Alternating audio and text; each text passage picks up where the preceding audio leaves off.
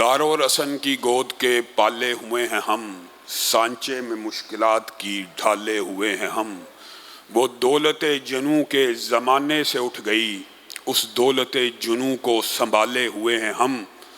मेरे भाइयों, मोअज़्ज़ज़ सामीन गिरामी कदर, आज अल्लाह के फज़्ल करम से पाकिस्तान के अहले इस्लाम के लिए खुशी की एक ख़बर है।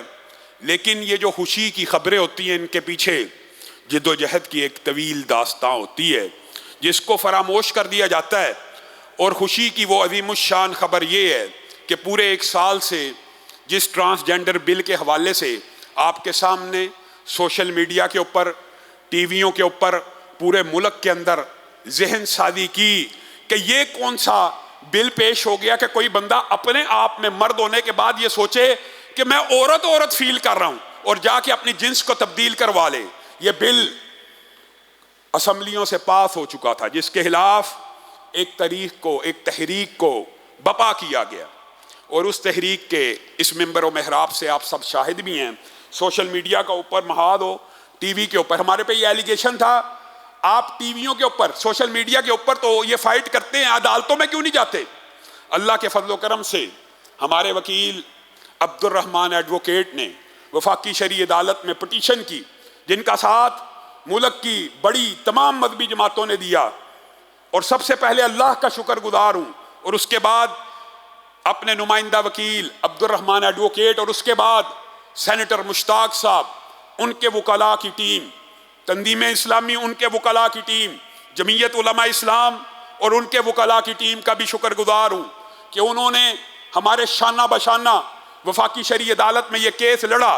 लेकिन मीडिया के ऊपर, सोशल मीडिया के ऊपर आप शाहिद और गवाह हैं कि ट्रांसजेंडर बिल के खिलाफ जो दलाइल हैं, जो मौक़िफ़ है, जो इस्लामी नुक्ता नज़र है, वो किन लोगों ने पेश किया, आप सब इस बात के शाहिद और गवाह हैं।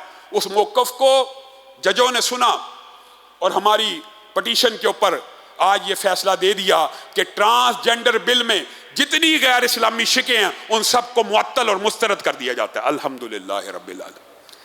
अल्लाह का शुक्र है, ये जो फैसले होते हैं, हकीकत में इन फैसलों के बाद दिल में एक उमंग और उम्मीद पैदा होती है कि अल्लाह का शुक्र है। और हमने इस केस में भी पाकिस्तान के उस आइन को इस्तेमाल किया कि कुरान और सुन्नत सुप्रीम लॉ है, पार्लियामेंट पास कर ले कुरान और सुन्नत के खिलाफ कोई बिल, तो क्या वो बिल बन सकता है? तो अल्लाह के फजल करम से हमारे दलाइल को, जब ऐसा कोई फैसला आता है तो दिल में ये एक उम्मीद पैदा होती है कि अल्लाह का शुक्र है कि अभी भी कुछ ऐसे जज और पाकिस्तान में आइन और कानून इस हद तक मौजूद है कि जो कुरान और सुन्नत को सुप्रीम लॉ मानते हुए गैर इस्लामी शिकों को मुअत्तल और मुस्तरद कर देते हैं। और मेरे भाइयों, लेकिन एक बात याद रखो, इस सारी जिद्दोजहद में एक बात बड़ी अहम है, वो क्या है? मजहबी जमातों का किरदार। और मेरे भाइयों, अल्लाह की कसम, मजहबी जमात का काम और दीनी जमात का काम दिफाए इस्लाम और दिफाए शाइरिल्लाह ही होता है। और अपनी कौम, अपने मसलक इस्लाम पसंदों मुसलमानों के हकूक का दिफा करना होता है।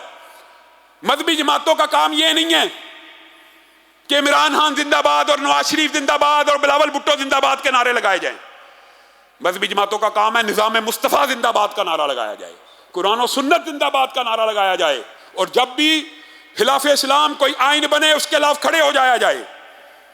जिस तरह ट्रांसजेंडर बिल को वफाकी शरी अदालत ने आज मुअत्तल करके हमारे दिलों में एक नया वलवला ताज़ा पैदा किया और पाकिस्तान के इस्लाम पसंदों को एक खुशखबरी सुनाई, उम्मीद पैदा हो जाती है। किसी तरह सूद के खिलाफ भी फैसले आएंगे, और सूद के खिलाफ भी फैसला आया, मसला इम्प्लीमेंटेशन का होता है। तो हमें कानून का और आइन का रास्ता हमेशा इसलिए इख्तियार करते रहना चाहिए। अल्लाह ने हमें 1-1.5 साल की जिद्दोजहद के बाद अगर ये कामयाबी दे दी है तो हो सकता है मजीद अल्लाह ताला दीगर बातों के अंदर भी हमें कामयाबियां दे। दूसरी बात यह है कि इंडिया ने ये जो G20 कॉन्फ्रेंस है, इसकी आड़ में एक मंसूबा जो बनाया है, आप सबके सामने वो बात भी आ चुकी है। और इस हवाले से भी मजहबी जमातों को और पाकिस्तान के मुसलमानों को अपना किरदार अदा करना होगा। अगर नहीं करेंगे फिर रोने और ववेला डालने का और शोर करने का कोई फायदा नहीं बाद में। खान साहब ने अपने दौरे हुकूमत में जो फैसले किए इस ट्रांसजेंडर बिल में खान साहब अकेले जिम्मेदार नहीं, ये भी बात याद रखिएगा। इसमें नून लीग भी थी, पीपल पार्टी भी थी और पीटीआई भी थी इस बिल के अंदर। लेकिन कश्मीर के हवाले से जो मौक़िफ़ खान साहब ने इख्तियार किया था वो उनका इनफरादी मौक़िफ़ था, उसमें पाकिस्तान की सारी सियासी जमातों की आरा शामिल नहीं थी।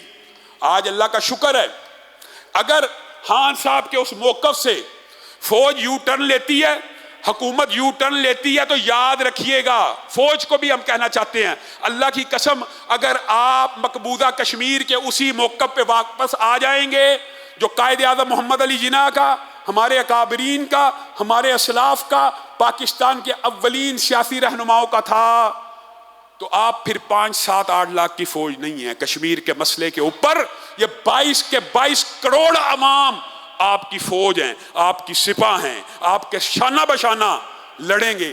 लेकिन कब? जब आप जो बज़ाहिर बयानात आ रहे हैं, आप इस मौक़िफ़ के ऊपर डट जाएंगे। खान साहब के फैसले से आप यू टर्न लें। ये जो G20 का समिट है, अगर इंडिया ये समझता है कि इस समिट के जरिए मकबूजा कश्मीर में उसकी हुकूमत को कानूनी करार देकर यह मसला हमेशा के लिए हल हो जाएगा, तो वो हाम हयाली का शिकार है।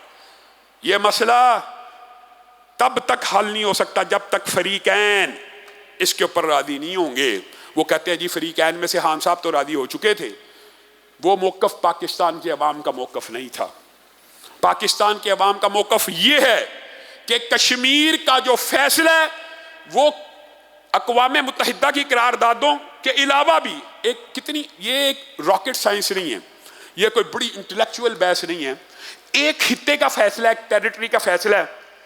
जिस टेरिटरी का फैसला है, क्या उस फैसले के अंदर उसकी अवाम को शामिल होना चाहिए कि नहीं? कितनी आम फहम बात है। ये कोई रॉकेट साइंस है?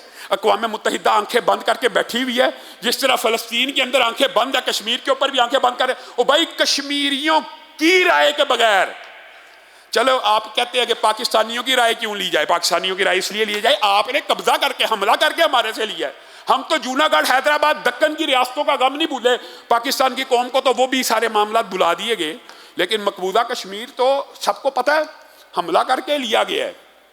और मकबूजा का मतलब ही है जो कब्जा गासिबाना किया गया। चलो बिलफर्ज आप पाकिस्तान को फरीक नहीं मानते, तो जो वहां के शहरी और रिहायशी हैं, क्या वो भी आपका मुतल्लका फरीक नहीं है? उससे तो पूछिए, उसकी राय तो लीजिए, उनको तो हक हुदरादियत दीजिए, उनका तो हक है ना। अगर वो फैसला कर दे हमने इंडिया के साथ जाना है तो चला जाए, कोई हरज की बात नहीं है। अगर वो फैसला करें हमने पाकिस्तान के पास जाना है, तो फिर आप कैसे रोक सकते हैं? मैं कहता हूं इससे भी अलग बात कर ली जाए।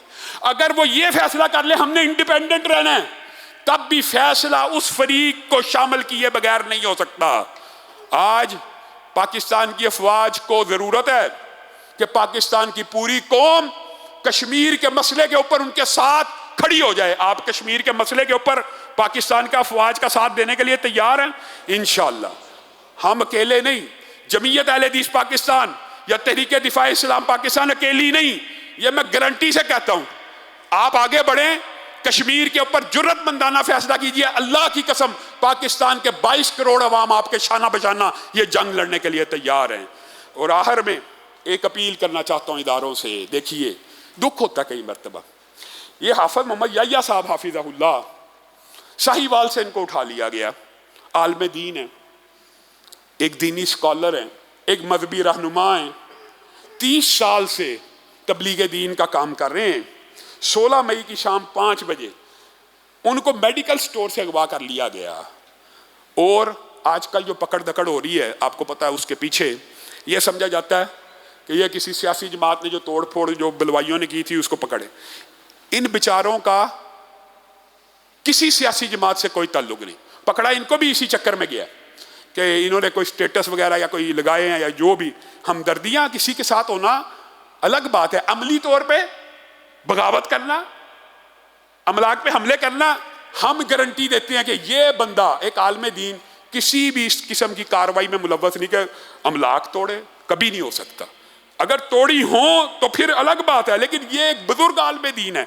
तो इदारों से अपील है कि इस तरह के बुजुर्ग मजहबी रहनुमाओं को फिल फोर छोड़ दिया जाए। अगर किसी आलम दीन की भी हो सकता है पीटीआई से वबस्तगी हो, सिर्फ वबस्तगी की वजह से उठा लेना, इनका किसी सियासी जमात से ताल्लुक नहीं है, लेकिन वबस्तगी की वजह से उठाना माकूल और मुनासिब बात नहीं है। जिन लोगों ने इमलाक के ऊपर हमला किया है उन लोगों के बारे में तो हमारा आपका मौक़िफ़ सेम है। जिन्होंने आग लगाई है, जिन्होंने जलाओ गिराव किया, उनके बारे में हमारा आपका मौक़िफ़ सेम है, लेकिन जो बेगुनाह हैं उनको फिलफौर रिहा किया जाए। सुबहान रब्बिक रब्बिल इज़्ज़ति अम्मा यसिफ़ून व सलामुन अल मुरसलीन वल्हम्दुलिल्लाहि रब्बिल